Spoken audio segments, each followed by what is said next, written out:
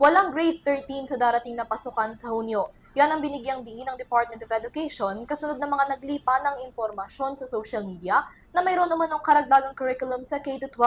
Sabi ng kagawaran, huwag basta-basta maniniwala sa mga nababasa online at tanging sa kanilang mga verified social media accounts lamang makipag-ugnayan. Narito ang report. Walang katotohanan at fake news. Ito ang naging paglilinaw ng Department of Education patungkol sa mga napapabalitang magkakaroon na ng grade 13 sa senior high school sa susunod na pasukan. Sa isang advisory nitong linggo, nagbabala ang DepEd sa publiko patungkol sa kumakalat na Facebook post tungkol sa umano'y pagkakaroon ng dagdag na grade 13 sa senior high school ngayong darating na school year 2025 to 2026. Sa kasalukuyan, tanging grade 11 at grade 12 lamang ang mayroon sa basic education system ng bansa sa ilalim ng bisa ng K-12 curriculum na sinimulang i-implementa taong panuroang 2012 hanggang 2013.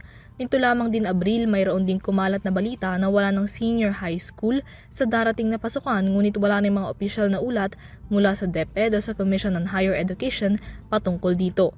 Malinaw na hindi pa abolished ang curriculum at ang tanging magiging pagbabago lamang dito ay ang pagbabawas sa core subjects ng grade 11 at 12 sa 5 to 7 na importanteng subjects na lamang ayon kay DepEd Secretary Sani Angara.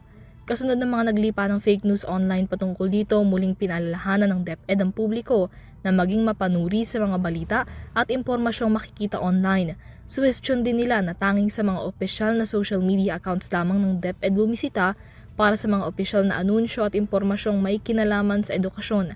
Magsisimula ang susunod na school year ng June 16 at magtatapos ng March 31, 2026 na ibinabalik na ang dating school calendar bago ang naging pandemya ng COVID-19.